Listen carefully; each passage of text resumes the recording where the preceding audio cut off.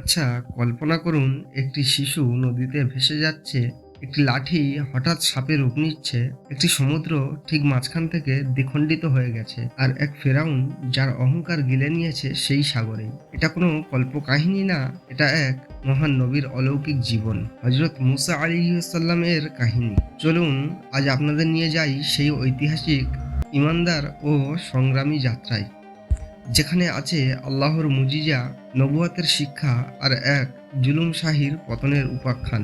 মিশরের মাটিতে এক সময়ের শাসক ছিল ফেরাউন, এক ভয়ানক রাজা যে ঘোষণা দিয়েছিল বানি ইসরায়েলের যত ছেলে জন্মাবে সবাইকে হত্যা করা হবে। মুসা আলাইহিসসালামের মা ছিলেন সেই জাতির একজন।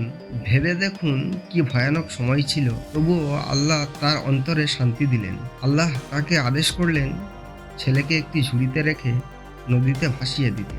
কল্পনা করুন সেই শিশু একেবারে ভেসে চলে গেল ফেরাউনের প্রাসাদে, আর অদ্ভুতভাবে সেই ফেরাউন হয়ে গেল তার লালন পালনের কারণ। তার স্ত্রী আসিয়া, যিনি ছিলেন আল্লাহর এক বিশ্বস্ত বান্দি, তিনি ভালোবেসে শিশুটিকে দত্তক নেন। এভাবেই আল্লাহ তার পরিকল্পনা বাস্তবায়ন করতে থাকেন নিঃশব্দে, নিখুঁতভাবে। মুসা আলাইহিসসালাম বড় হয়ে বুঝতে পারেন তিনি যাদের মধ্যে আছেন সেই বনি ইসরায়েলরা কতটা নির্যাতনের শিকার। একদিন দেখলেন এক মিশরীয় এক ইসরায়েলিকে নির্যাতন করছে। রাগের বশে এক ঘুষি মারলেন, মিশরীয়টি মারা গেল। ঘটনা ছড়িয়ে পড়ল। মুসা আলাইহিসসালাম বুঝলেন এখন তার জন্য মিশর নিরাপদ নয়। তিনি রওনা হলেন দূর দেশে, মাদিয়ানের পথে। সেই পথেই আল্লাহ তাকে নতুন এক যাত্রার ডাক দেবেন। মাদিয়ানে পৌঁছে তিনি পান এক নতুন সুযোগ। দেখেন দুই মেয়েকে যারা কষ্ট করে পানি তুলছে, তিনি সাহায্য করেন। তারা কৃতজ্ঞ হয়ে তাকে তাদের বাড়িতে ডাকে। সেখানে দেখা হয় নবী শুআইব আলাইহিসসালামের সাথে। শুআইব আলাইহিসসালাম তার চরিত্র দেখে মুগ্ধ হয়ে তাকে নিজের কন্যার সাথে বিয়ে দেন। এরপর কয়েক বছর পর তিনি সেই ঘরেই থেকে যান। একদিন গৃহে ফেরার পথে এক অলৌকিক দৃশ্য, একটি আগুন যা শুধু আলো নয়, আল্লাহর বাণী ও বহন করে।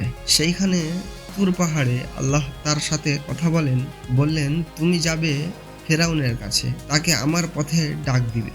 ভাই ও বোনেরা, ভাবুন তো, এক তরুণ এখন যাচ্ছেন সবচেয়ে ভয়ঙ্কর শাসকের সামনে। মুসা আলাইহিসসালাম হাজির হন ফেরাউনের দরবারে। বলেন আল্লাহর ইবাদত করো, এক আল্লাহর কাছে ফিরে চলো। ফেরাউন মস্করা করে বলে তুমি কে যে আমার কাছে এমন কথা বলো? আল্লাহ তখন তাকে মুজিজা দিলেন। 1 নম্বর, তার লাঠি সাপ হয়ে যায়। 2 নম্বর, তার হাত বের করলে হাত দুটো উজ্জ্বল আলো হয়ে যায়। তার মুজিজা দেখে ফেরাউন বলে আমার জাদুকররাও পারে। ফেরাউন তার সেরা জাদুকরদের ডাকে। তার জাদুকররা দড়ি ফেলে সাপ বানায়, কিন্তু মুসা আলাইহিসসালামের লাঠি তো আল্লাহর মুজিজা, সব জাদু গিলে ফেলল। জাদুকরেরা বুঝে গেল এটা জাদু নয়, এটা সত্য। তারা সিজদায় পড়ে ঈমান আনলো। আর ফেরাউন সে ক্রোধে পাগল, জাদুকরদের হত্যা করল, তবুও সত্য থেমে থাকেননি। শেষে যখন মুসা আলাইহিসসালাম তার জাতিকে নিয়ে মিশর ছাড়লেন, ফেরাউন বিশাল বাহিনী নিয়ে তাদের ধাওয়া করল। সামনে সমুদ্র, পেছনে ফেরাউন। এই মুহূর্তে মুসা আলাইহিসসালাম আল্লাহর নির্দেশে লাঠি দিয়ে আঘাত করেন, সেই সমুদ্র দ্বিখণ্ডিত হয়ে যায়। বানি ইসরায়েলরা পথ ধরে হেঁটে পার হয়ে যায়, আর ফেরাউন তার বাহিনী নিয়ে সেই পথেই ঢোকে। আল্লাহ তখন আবার পানি ফিরিয়ে দেন। ফেরাউন ডুবে যায়। এক অহংকারী শাসকের এমন করুণ পরিণতি। মুসা আলাইহিসসালাম এরপর যান তুর পাহাড়ে আল্লাহর কাছ থেকে তাওরাত পাওয়ার জন্য। এই সময়েই তার অনুপস্থিতিতে বনি ইসরাইল গোমরাহ হয়ে যায়। তারা গরুর মূর্তি বানিয়ে পূজা শুরু করে। মুসা আলাইহিসসালাম ফিরে এসে নষ্ট হলেন। তার জাতিকে সংশোধনের জন্য অনেক চেষ্টা চালান, কিন্তু বারবার তাদের অবাধ্য হওয়ায় তাদের উপর আল্লাহর শাস্তি আনলো। মুসা আলাইহিসসালাম চাইলেন বনি ইসরায়েলকে নিয়ে ফিলিস্তিনে প্রবেশ করাতে, কিন্তু তাদের অবাধ্যতার কারণে আল্লাহর 40 বছর মরুভূমিতে ঘুরিয়ে রাখেন। শেষ বয়সে তিনি দূর থেকে ফিলিস্তিন দেখলেন, কিন্তু প্রবেশ করতে পারেন। 120 বছর বয়সে তিনি ইন্তেকাল করেন, কিন্তু তার কবর আজও কেউ জানে না। এটি আল্লাহর গোপন রহস্য।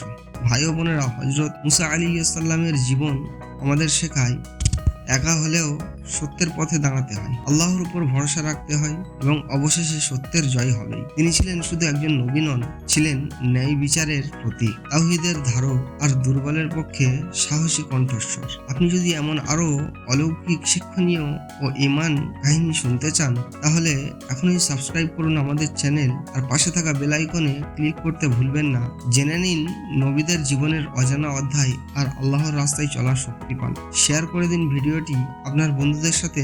আল্লাহ যেন আমাদের সবাইকে হযরত মুসা আলাইহিস সালামের মতো ঈমান, সাহস ও ধৈর্যশীলতা দান করেন। আসসালামু আলাইকুম ওয়া রাহমাতুল্লাহি ওয়া বারাকাতুহু।